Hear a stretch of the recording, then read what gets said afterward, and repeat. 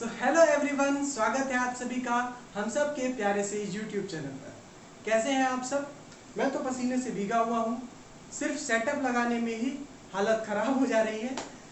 देखिए, मैं आपके लिए ट्रांजिस्टर एम्पलीफायर ऑसिलेटर पर एक और वीडियो लेकर आया हूँ। छोटा पर बहुत इम्पॉर्टेंट वीडियो है, क्योंकि इसमें एम्पलीफायर और ऑसिलेटर पे बेसिकली कुछ बेसिक पॉइंट्स और न्यूमेरिकल्स कवर किए जाएंगे। ये वीडियो इस टॉपिक पर लास्ट होगा। इसके बाद हम डिजिटल इलेक्ट्रॉनिक्स शुरू करेंगे। ठीक है, तो चलिए शुरू करते हैं आज का वीडियो।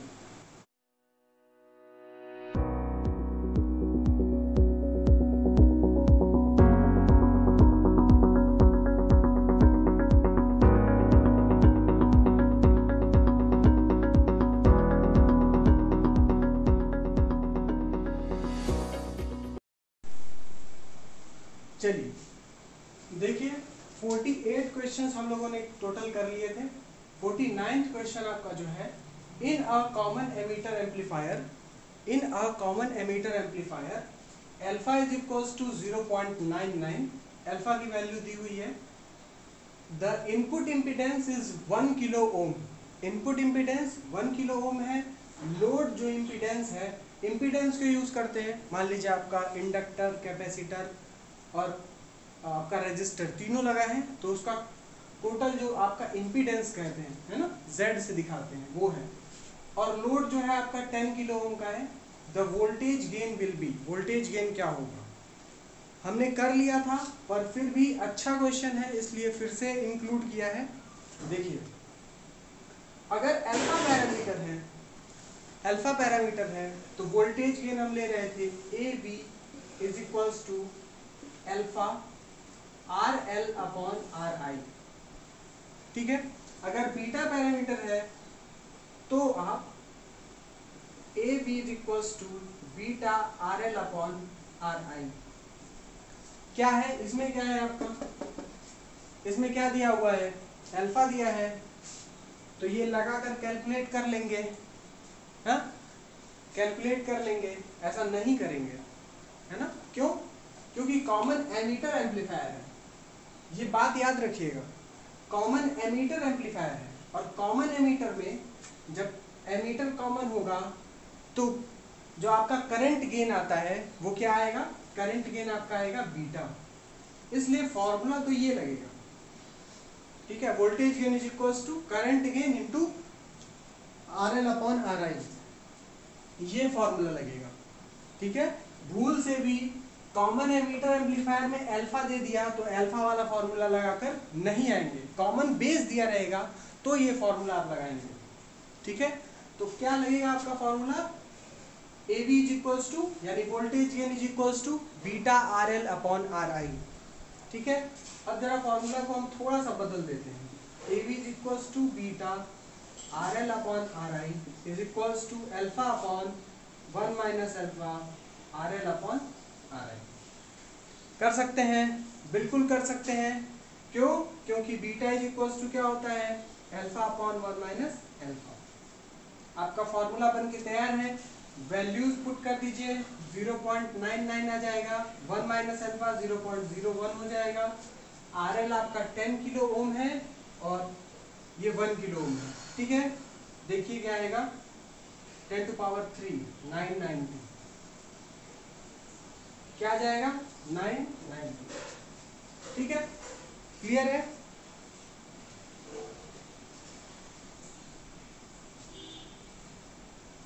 नोट कर लीजिएगा। नेक्स्ट क्वेश्चन हम लोग देखते हैं। नेक्स्ट क्वेश्चन देखते हैं। JFET has mutual conductance equals to 2.5 milli ampere per volt. Mutual conductance कितना दिया है, 2.5 मिली एम्पियर पर वोल्ट। ठीक है, इसको और क्या लिख सकते थे, मिली मो लिख सकते थे। ठीक है, क्योंकि एम्पियर पर वोल्ट क्या होता है, मो होता है। वोल्ट पर एम्पियर क्या होता है, ओम होता है। ओम का उल्टा मो। ठीक है, इसको क्या लिख सकते थे, मिली मो लिख सकते थे।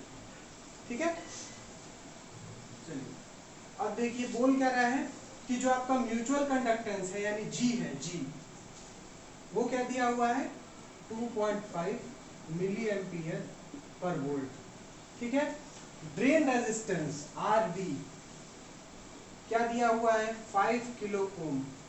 तो पूछ क्या रहा है एम्प्लीफिकेशन फैक्टर पूछ रहा है। ऐसा भी क्वेश्चन हम लोगों ने पिछले बार किया हुआ है।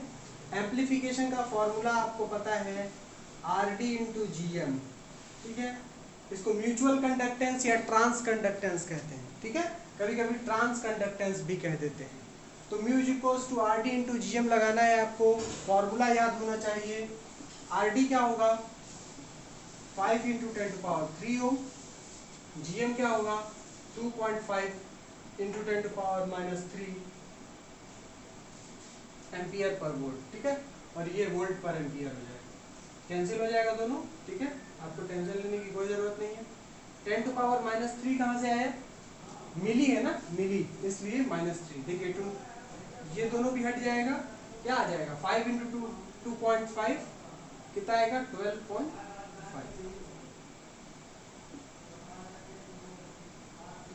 तो एम्प्लीफिकेशन फैक्टर क्या आ गया आपका 12.5। क्लियर है। आसान आसान क्वेश्चंस हैं ये। दो क्वेश्चंस तो मैंने पिछले टर्न पर ही आपको डिस्कस कर लिए थे। ठीक है। पर इसके बाद से जो क्वेश्चंस हैं ये सारे क्वेश्चंस थोड़े नए हैं, इसे भी नोट डाउन कर लीजिएगा। हम लोग चलते हैं नेक्स्ट क्वेश्चन की ओर। देखिएगा आप पॉज करके नोट करते रहेंगे। ठीक है। आप पॉज करके नोट करते रहेंगे।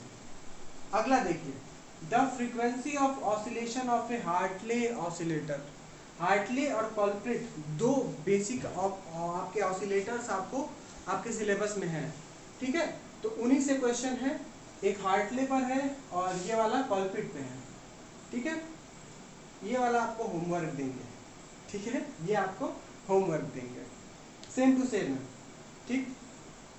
देखिए the frequency of oscillation of A Hartley oscillator having tank circuit components L1 L2 mutual inductance है ये, और ये कैपेसिटेंस है।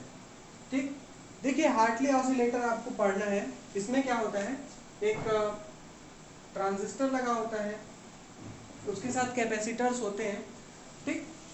जो आपके L1 और L2 है, देखिएगा L1 लगा रहता है, यानी एक इंडक्टर लगा रहता है, एक और इंडक्टर लगा रहता है, और इधर से हम लोग इनपुट देते हैं। ठीक है। तो ये इंडक्टर्स कैसे होते हैं, ये इंडक्टर्स देखिए इस तरीके से लगे रहते हैं इंडक्टर्स।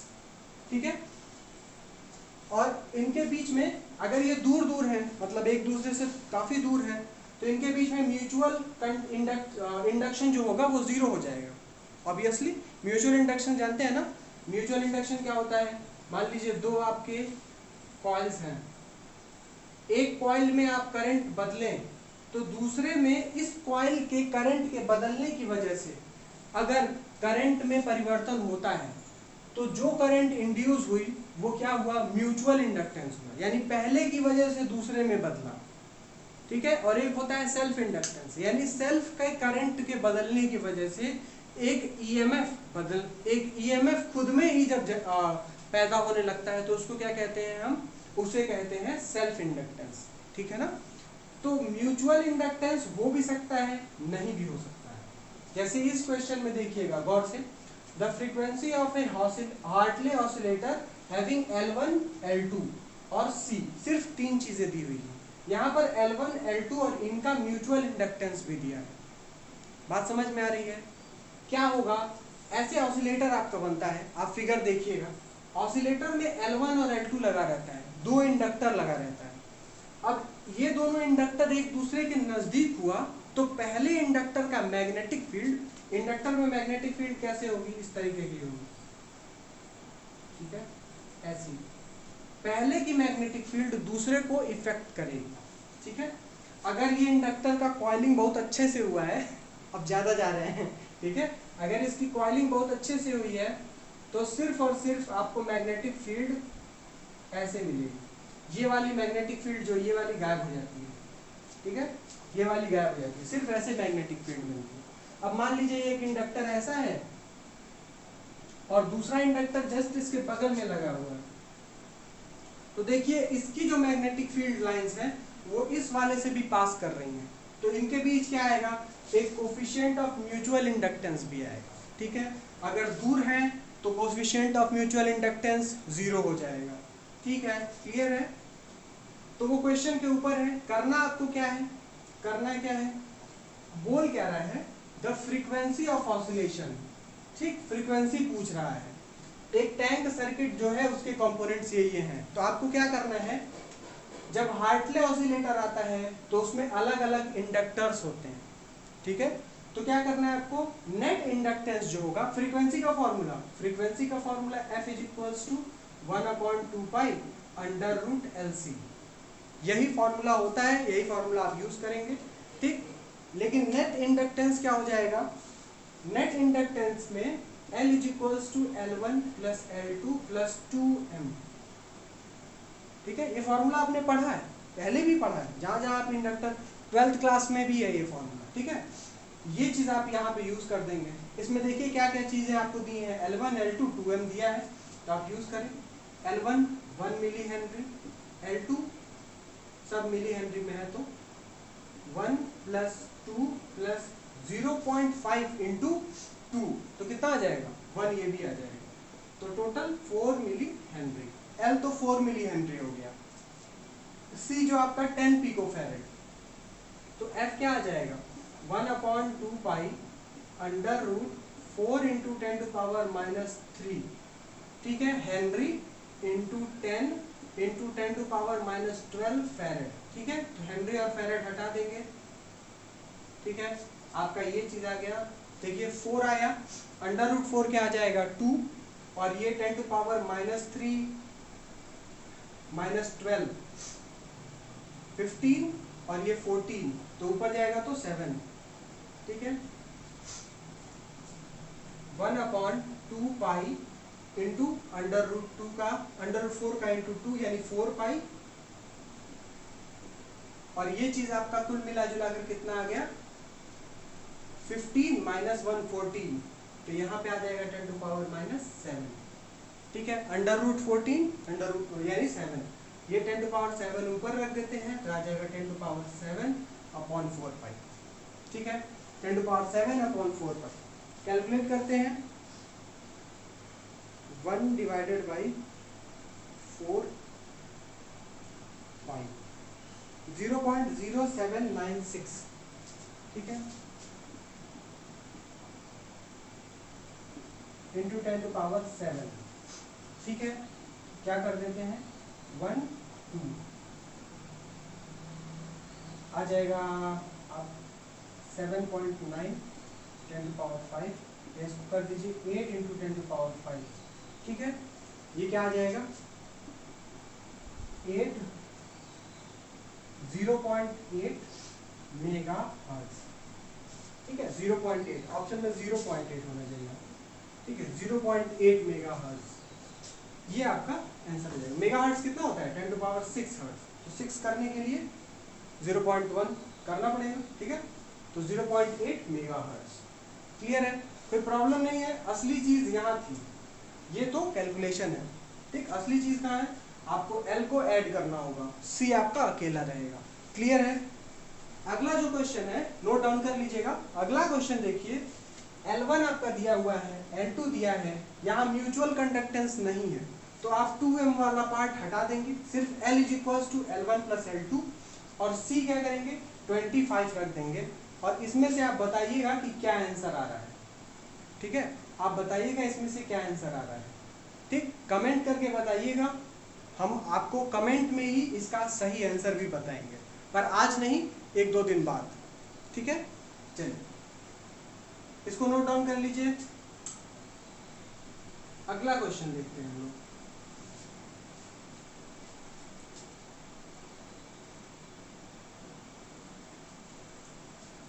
देखिए 53rd क्वेश्चन कह रहा है कि 51, 52, 53 इफ फीडबैक फैक्टर इज 0.01।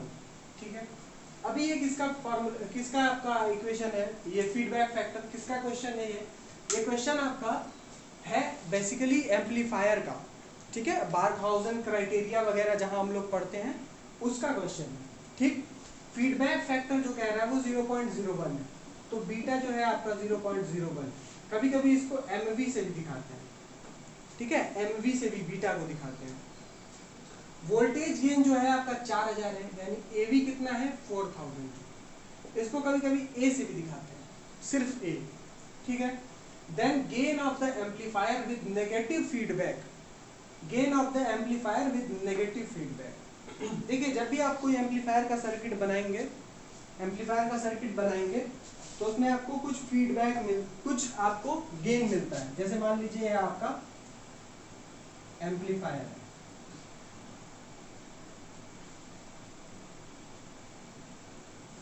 यहां से आपने कुछ वोल्टेज दिया, ये एम्पलीफाई हो गया, ठीक है, एम्पलीफाई होकर आ गया, ठीक है।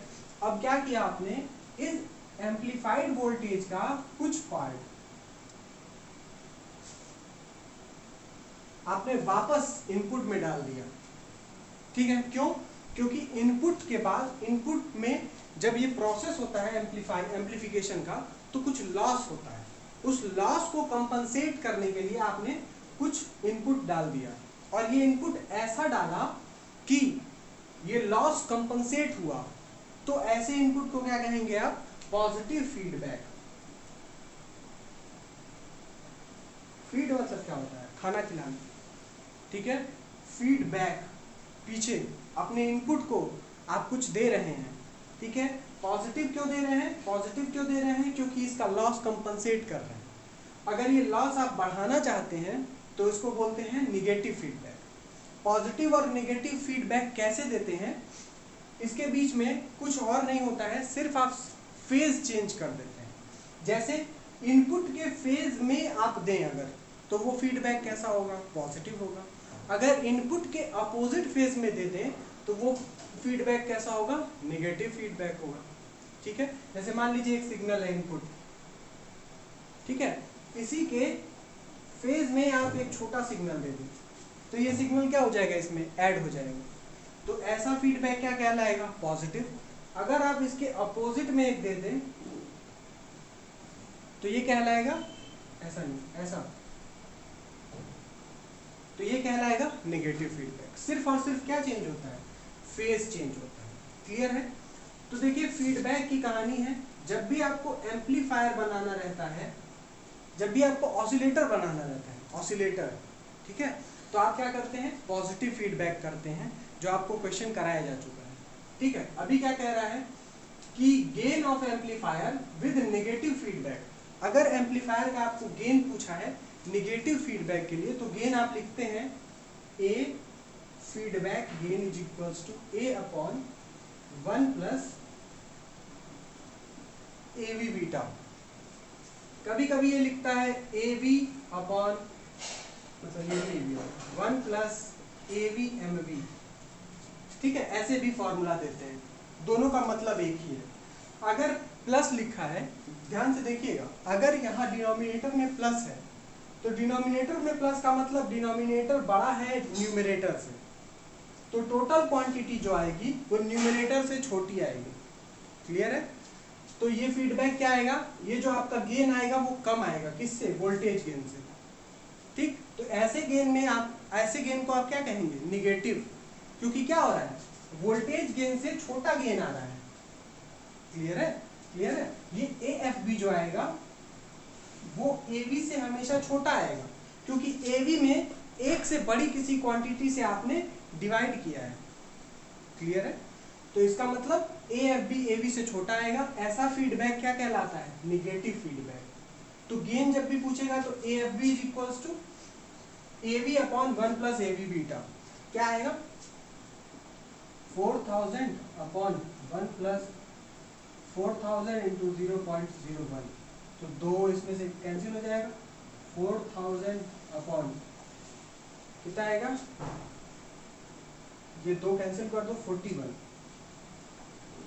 ठीक है। तो लगभग ये 40 है, 100 बार में जाएगा, लगभग 97 देखो 40 के आसपास ही है ना, थोड़ा सा इससे बड़ा, तो 97.56 ये आपका आंसर है, ठीक है। ये नेगेटिव फीडबैक के लिए बोला था। सेम क्वेश्चन आपको पॉजिटिव फीडबैक के लिए भी पूछ सकता है, आपको कुछ नहीं करना है, ये निगेटिव फीडबैक के लिए यहाँ लिख लीजिए फॉर निगेटिव फीडबैक, ठीक है। और जब पॉजिटिव पूछ देगा तो फॉर पॉजिटिव फीडबैक क्या करना है आपको, A F B is equals to A V upon 1 minus A V beta, ठीक है। 1 A V upon 1 minus A V beta, clear है। इसको नोट डाउन कर लीजिए, जिन्होंने पढ़ रखा है उनके लिए ये चीजें आसान है, रिवीजन है। जिन्होंने नहीं पढ़ा है वो इन सारे पॉइंट्स को याद करके ऐसे क्वेश्चंस कर सकते हैं, ठीक है। चलिए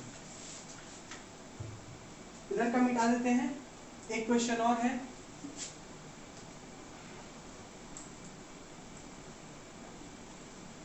उसके बाद कुछ और भी बातें बतानी है।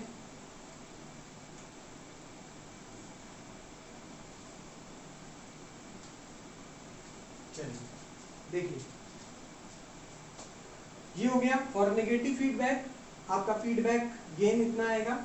पॉजिटिव फीडबैक के लिए ए एफ बी लिखा है, feedback F B is equals to A B upon 1 minus A B beta. अब देखिए एक क्वेश्चन आपका है, पहले ये देख लेते हैं, ठीक है।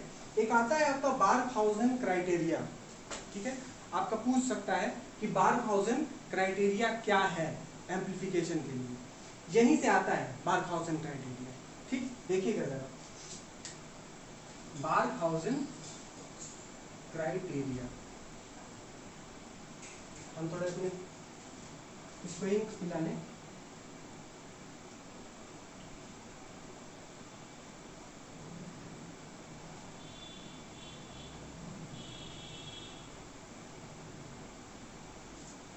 कहीं पिला दिया। अब हम लोग देखेंगे बारखाउजेन क्राइटेरिया या बारखाउजेन कंडीशन।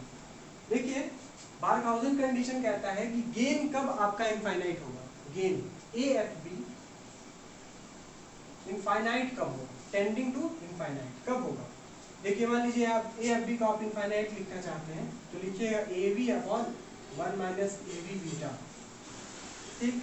इनफाइनाइट को आप 1 अपॉन 0 करते हैं, आप इसको एक्सचेंज कर दीजिए, कह दीजिए आप 1 minus A B beta upon A B is equals to 0। 1 upon infinite क्या होता है, 1 upon 0 is equals to 0, clear है ना। तो 1 अपॉन इनफाइनाइट कर देंगे तो क्या जाएगा, 0 आएगा, क्लियर है। बस पलट दिया है। अब देखिए यहाँ से ए बी चूंकि 0 आपका नहीं है, वोल्टेज गेन आपका 0 नहीं होगा ट्रांजिस्टर में, इसलिए ये चीज तो 0 नहीं है। 0 क्या होगी, 0 क्या होगा, implies that 1 minus AB beta is equals to 0, यानी beta is equals to 1 upon AB। यानी कि अगर आपका जो फीडबैक है फीडबैक फैक्टर बीटा वो 1 अपॉन AB के बराबर आप कर दीजिए, तो उस केस में आपका जो गेन है वो इनफाइनाइट हो जाएगा, ठीक है। ये चीज आपकी कहलाती है बारखाउजेन क्राइटेरिया, ठीक है। बारखाउजेन क्राइटेरिया, क्लियर है। बारखाउजेन क्राइटेरिया कहलाती है। बारखाउजेन क्राइटेरिया का यूज कहाँ है, कहते हैं कि अगर ऐसा हो गया beta is equals to 1 upon A B, तो आपका जो गेन है वो इनफाइनाइट है।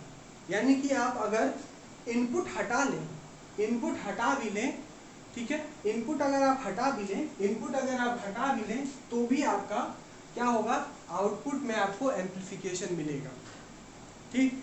और यही बेसिस आपका बनता है ऑसिलेटर के लिए, ठीक। हमने आपको ऊपर सारी बातें बताई हैं, आप इसको नोट डाउन कर लीजिएगा। हो सकता है पॉइंट्स बन जाएं इस पर तो आप कर ले जाएंगे।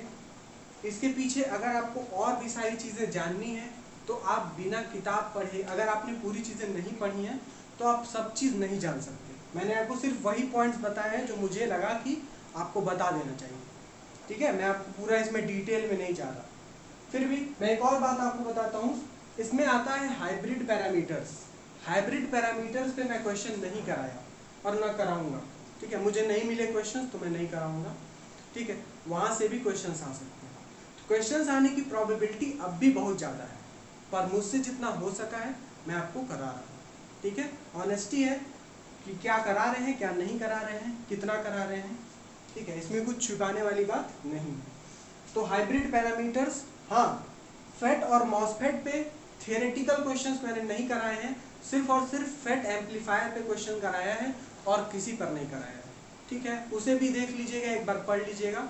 मुझे विश्वास है कि अगर आप मेरा वीडियो देख कर जाते हैं, मेरे नोट्स पढ़ कर जाते हैं, तो आपसे कोई क्वेश्चन नहीं फंसने वाला है, ठीक है। चलिए लास्ट क्वेश्चन हम लोग ट्राई करते हैं।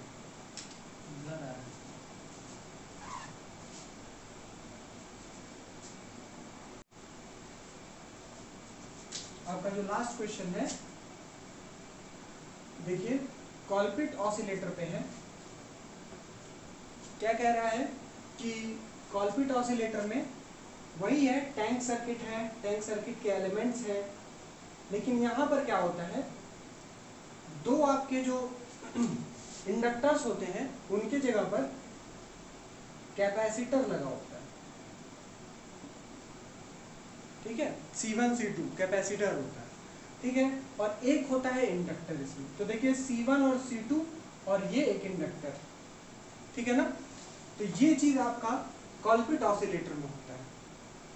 आपको कुछ नहीं करना है, सेम फॉर्मूला लगाना है, F = 1/2 pi √LC। लेकिन इस बार आपका जो कैपेसिटेंस है, ये कैपेसिटेंस CT भी कहलाता है, CT वो क्या होगा, C1 C2 upon C1 plus C2।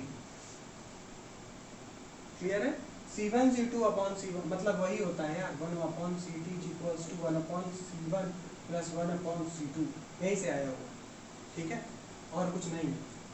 Capacitors का जो कॉम्बिनेशन होता है, सीरीज पैरेलल कॉम्बिनेशन, वहीं से आया है। C1 C2 upon C1 plus C2।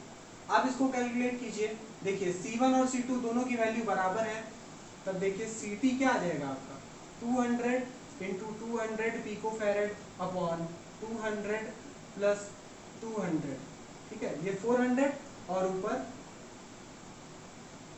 400, 1 2 3 4 और ये 4 × 1 2, ठीक है, कैंसिल हो जाएगा, क्या आएगा 100 पिकोफैरेड। क्लियर है, तो CT आपका 100 पिकोफैरेड आ गया, ठीक।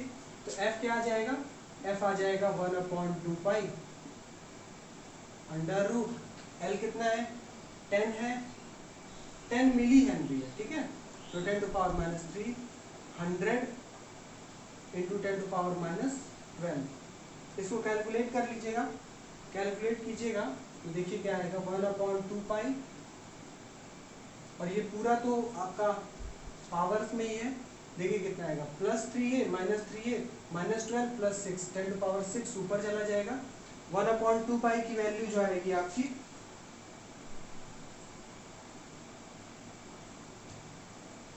0.159, ठीक है, यानी कि ये वाला ऑप्शन हो जाएगा 159 किलोहर्ट्ज। क्लियर है, तो कॉलपिट ऑसिलेटर आएगा तो आपको ये करना है, CT = C1 C2 upon C1 plus C2। आपका हार्टली ऑसिलेटर आ जाएगा तो क्या करना है, L = L1 + L2 + 2m, ठीक है, m नहीं है तो नहीं करेंगे, कोई प्रॉब्लम नहीं है, ठीक है। तो यहाँ पर आप इसको नोट डाउन कर लीजिए, यहाँ पर हम एम्पलीफायर, ऑसिलेटर, ट्रांजिस्टर ये पोर्शन खत्म करते हैं। इसके बाद सिर्फ क्या बचेगा आपका, डिजिटल इलेक्ट्रॉनिक्स। डिजिटल इलेक्ट्रॉनिक्स पर एक वीडियो या 2 वीडियो जैसा भी हमको अच्छा लगेगा, और जितने क्वेश्चंस अच्छे मिल जाएंगे उस पर बना दिए जाएंगे, ठीक है। तो इस पे क्या प्रॉब्लम हुई आपको, क्या क्या चीज़ें बची हैं, वो सारी चीज़ें हम आपको बता देंगे, ग्रुप में बता देंगे कि क्या क्या चीज़ें आपको खुद से पढ़ के जानी है और क्या क्या चीज़ें मैंने कवर कर ली। फिर भी मैं आपको रिकमेंड करूंगा कि सिलेबस में जो प्रीवियस ईयर क्वेश्चंस आए हैं उन क्वेश्चंस के थ्रू जाइए, अपने कॉन्सेप्ट्स को क्लियर करते हुए जाइए। जितना आपको पढ़ा दिया गया है थियोरेटिकल, वो सारा कुछ आपको वापस दोबारा पढ़ना है, बस उसको याद रखने के लिए नहीं पढ़ना है, ठीक है। यानी इतना बड़ा प्रूफ दिया हुआ है तो प्रूफ अब आपको नहीं पढ़ना है, आपको उसका स्टेटमेंट पढ़ना है और रिजल्ट पढ़ना है, ठीक है। और भी अगर आपको कोई प्रॉब्लम होती है कि क्या स्ट्रेटेजी होनी चाहिए, क्या अप्रोच होना चाहिए, आप बिल्कुल पूछिए, मैं आपके साथ हूँ। आप कमेंट बॉक्स में कमेंट करके पूछिए, टेलीग्राम ग्रुप पे पूछिए, या फिर आप मुझे मेल करके पूछिए, मैं आपको ज़रूर रिप्लाई करने की कोशिश करूँगा। ठीक है, तो आज का लेक्चर यहीं पर करते हैं ख़त्म। पढ़ाई करते रहिए। All the best.